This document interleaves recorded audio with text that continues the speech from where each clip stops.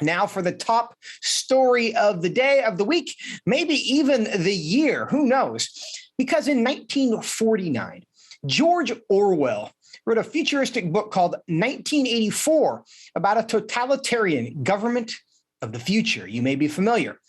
One component of that government was the Ministry of Truth, which existed to tell people what was true and what was not true. Well, in testimony before Congress this week, Department of Homeland Security Secretary Alejandro Mayorkas revealed stunning news about a new layer of bureaucracy established by the Biden administration. We have just established a Mis- and Disinformation Governance Board in the Department of Homeland Security to more effectively combat this threat, not only to election security, but to our homeland security. It's not called the Ministry of Truth, but it seems to serve a very similar purpose. Now, this news comes amidst a continuing crisis on our southern border. Reports that the nation's GDP declined 1.4% in the year's first quarter. There's runaway inflation and the ongoing energy crisis. Joining me now to discuss this and more is Congressman Ron Estes. He's a member of the House Committee on Ways and Means, the Border Security Caucus, and the Joint Economic Committee. He represents the 4th District, the great state of Kansas. Congressman Estes, welcome to Washington Watch. Well, thank you, Joseph. It's good to be on. Well, a lot happening with Secretary Mayorkas this week. He made headlines about his border statements, his claims that domestic terrorism is the biggest threat to our nation, and the Misinformation and Disinformation Governance Board. What was your reaction to all this? Well, it really is a sad state that our government's not doing what it should be. I mean, the Biden administration is responsible for the security of the country. I mean, that's one of the key roles of the federal government, and they're failing to do that. Part of that, the security aspect is making sure that we have good, sound borders. Part of it's making sure that we have a strong country, and they're missing the boat. We've had, since President Biden's come into office, had nearly 2.5 million people that have invaded across the border, broke the U.S. laws in the process. That's roughly 1% of the population of the United States. So basically, that's what's happened in a little over a year. And I was really disappointed with their discussion today or this week about having a ministry of truth. You think back, people like Adolf Hitler and Joseph Stalin, they had ministries of truth. And it's sad to think that in the United States of America, the Biden administration wants to have one of those ministries of truth so that they can dictate what free speech really is. Congressman, I do want to talk about that for a moment with you, because, of course, they're not calling it the Ministry of Truth. They're calling it the Disinformation Governance Board. Maybe this is a distinction without a difference, but what can the federal government do? Because in theory, we all actually dislike disinformation, but the idea that the government has the ability to determine what is and is not disinformation is problematic. Any idea how the Biden administration intends to enforce its jurisdiction to determine what is true and what is not? Well, it's kind of scary to think about the roads they could go down in terms of looking at restrictions, looking at laws, looking at regulations, just because you don't say the politically correct thing that they want you to do. It's really what we should be doing is let's talk about the truth and focus on what the facts are. And now we see over and over again things that come out of the White House, things that come from the White House spokesman in general, things that just aren't true. You see it a lot in the mainstream media that they won't talk about the truth, won't talk about Hunter Biden's laptop, won't talk about the Wuhan lab leak of the coronavirus. So it's really sad that they're now taking that a step further and going to dictate to us as American citizens what the politically correct speech is that we can do. We see this same sentiment being expressed on social media, many examples of people being banned, no longer to speak because they say really controversial things like boys can't be girls. And so the idea that the government would also get into that business, I think, is troubling. But one of the things that Secretary Mayorkas said is that this Disinformation Governance Committee was necessary in order to secure the border as well as protect elections. You've mentioned the border. Do you believe that as a justification for this new department? Well, I don't know what he was referring to in terms of if the federal government is determining what we can say, how that makes the border any more secure or not.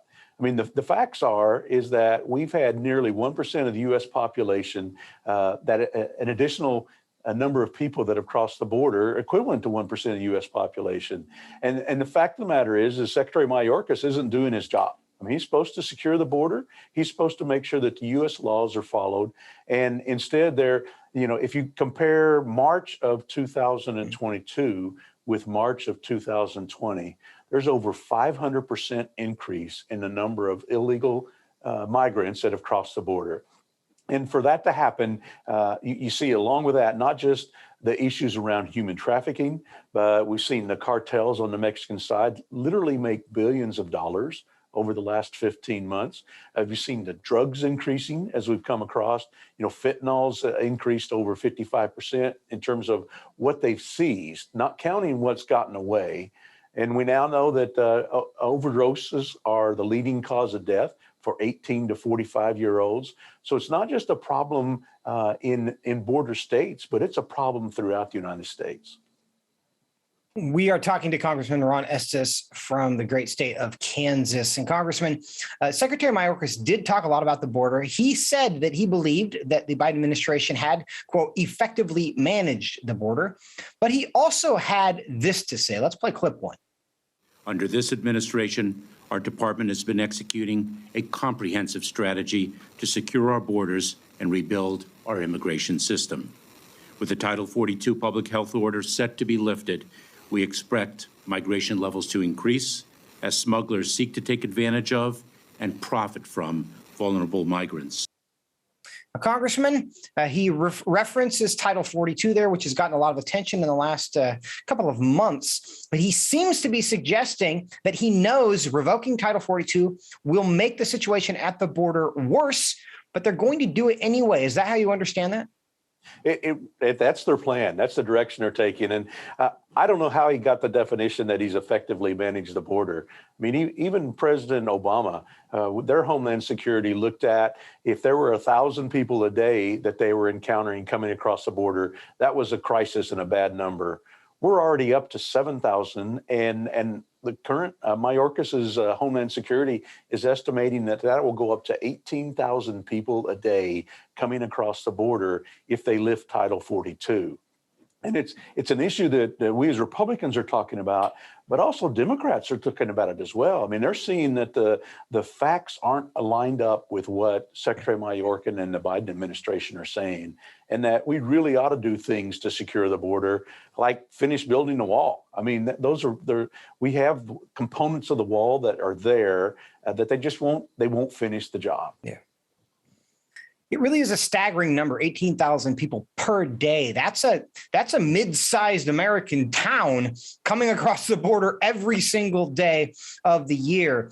But of course, this Title 42 revocation issue is a subject of litigation. Several states have filed lawsuits. President Biden said this yesterday regarding those lawsuits. Let's play clip 4.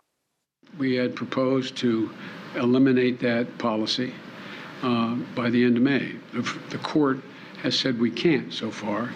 And what the court says we're going to do, the court could come along and say we cannot do that, and that's it. Congressman, what's your response to that? Well, President Biden and Secretary Mayorkas are very disingenuous in terms of what they're talking about.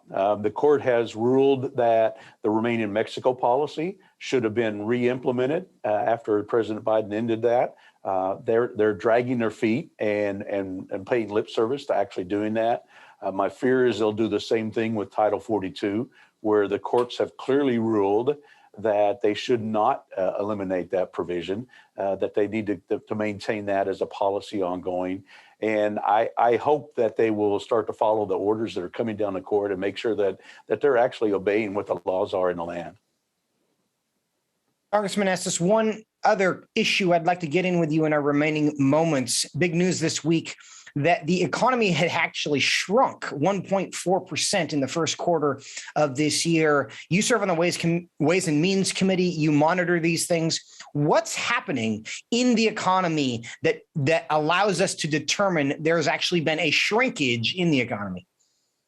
Yeah, that really is devastating news that came out yesterday in terms of looking at the net GDP has gone down 1.4%.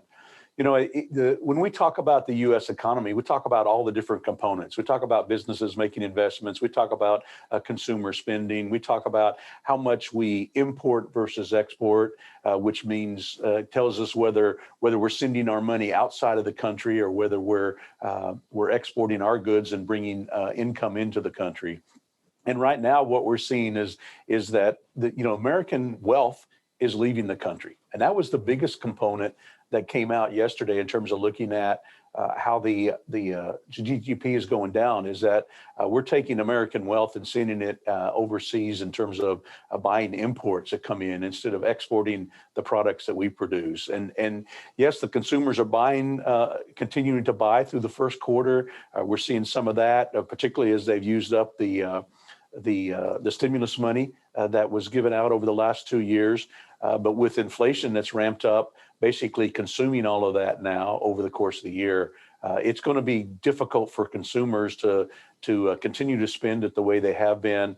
And the first quarter is the start of a recessionary period if you get 2 quarters in a row when the economy starts to contract. And so that's something to be very cautious of as we look at the second quarter now.